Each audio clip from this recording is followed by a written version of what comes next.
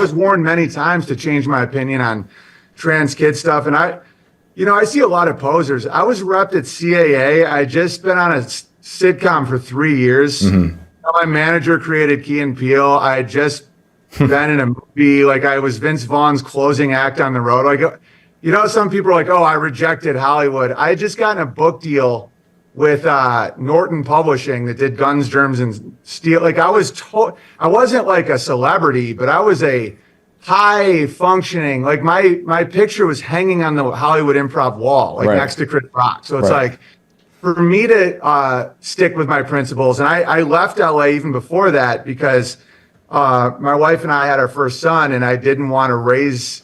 I didn't feel that they were safe in that city. There's always a choice. There's always a choice. Every celebrity that says, "Oh, what they made me do it," no, they only hold.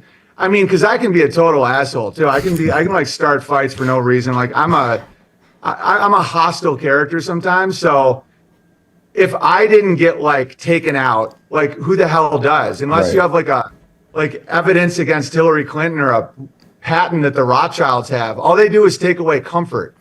Yeah, but then do you feel like you can only go so far in your career then? Like you can as far as we can build. It's so fair. It's like, I'm not even allowed on YouTube on my own. I can be on your channel, and like what the Puerto Rican wizard was saying last time, it's like they don't give me control over my own channel, which is funny.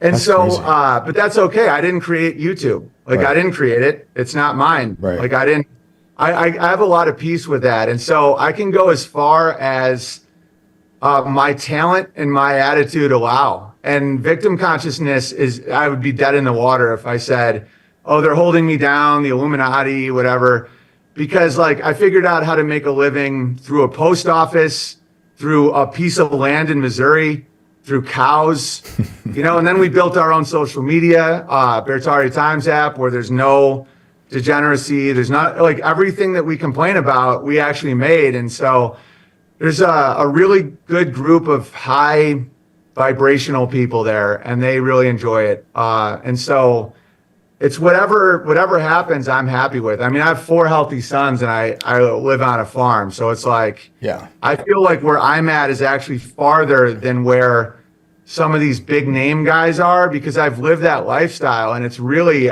pretty brutal. Yeah. And that's the wealth, is the family, and you promote that a lot, which I love. So you were saying earlier about getting into electricity, and through you, I saw you talk about cymatics. And that's something I really want people to understand if they have never heard of it. Can you explain the science of this sound movement? Oh yeah, I mean, there's videos all over YouTube if anyone wants to check it out. But a sound makes a shape, so you could put like sand if you want to do it yourself. Just put sand on a metal plate and just put sound through it, like different notes, and see what shapes they make. And it's very visceral and very clear. And so then you have different tunings, and I've done podcasts on, like what an octave is, where it's the double of the frequency, like 432 tuning versus 440, and how different waves are either consonant or dissonant, where it's almost like a wave pool, where if waves are all hitting each other, it doesn't magnify or do anything.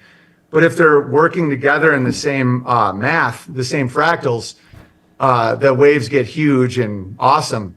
And so, sound can alter material. And so every material has its own resonant frequency, where at that exact frequency, it starts moving, it starts getting hot, it starts singing, And so that resonates, no pun intended, with a lot of the biblical stories about, the walls of Jericho and stuff like that, where you can have sound affect matter.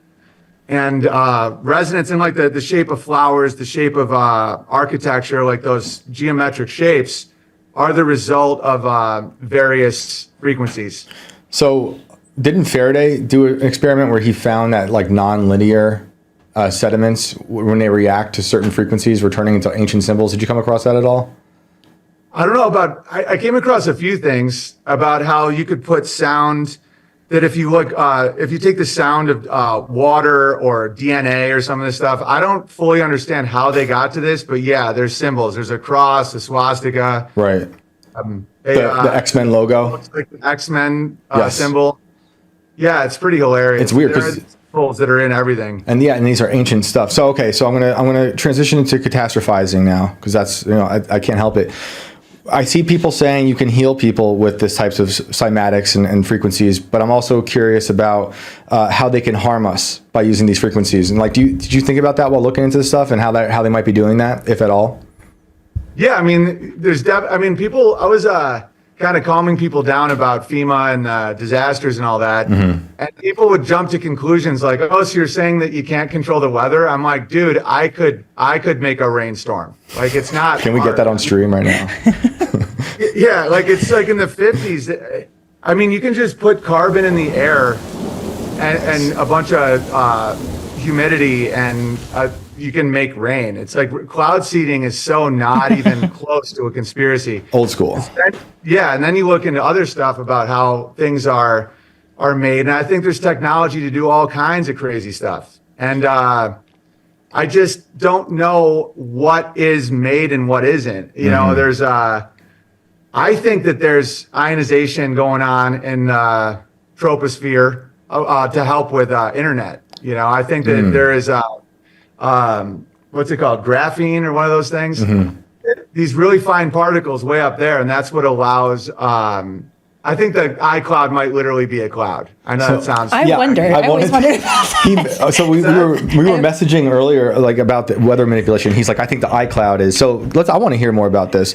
When you think that, you're saying like they've got this iCloud wherever it is floating in the ether, and you think that that's able to be tapped into and then used against us, or is it being used against us, by accident? That's the $1 million question, right? It's like, I think that it's definitely happening, where I think that the amount of data that gets transmitted all the time is not really possible in the setup that they claim. And especially with Starlink, where you can be in the middle and absolutely nowhere and get faster internet than if you're plugged into a fiber optic cable, like anywhere. And you're not even close to a 5G tower or anything like that.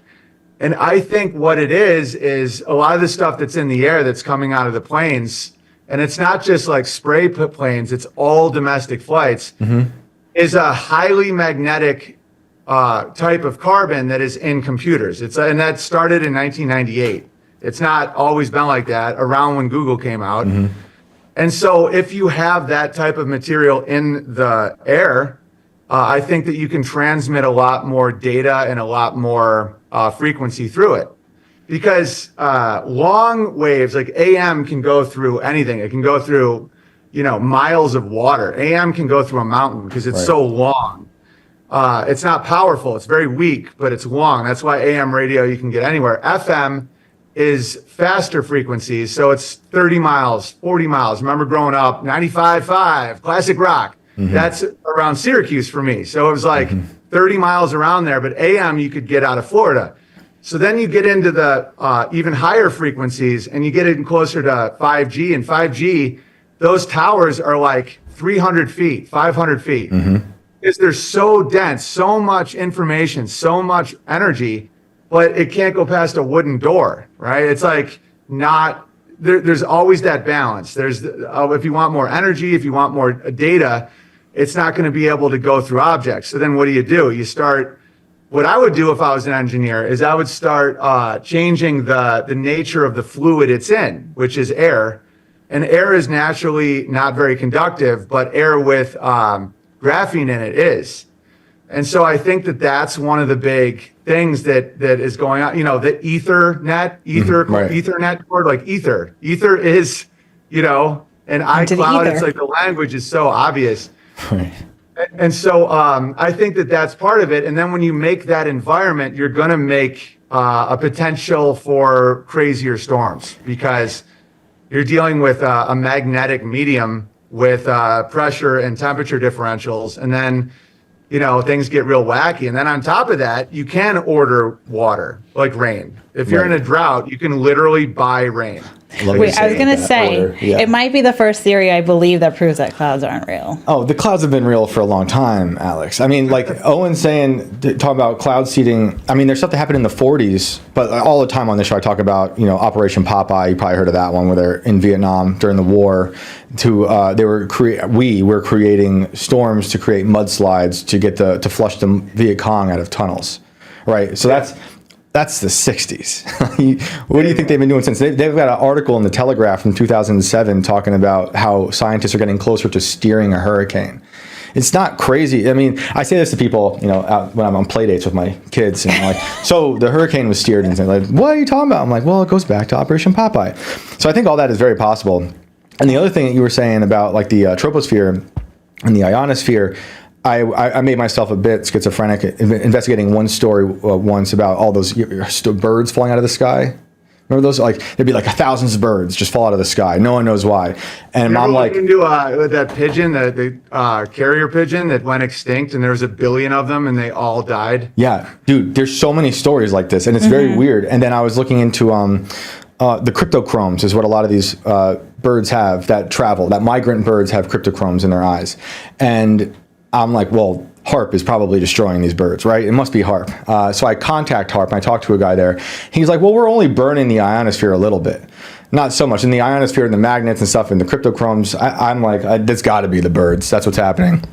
He refused to admit that, but he can't, because I'd blow up the whole thing, and we can't have that happen.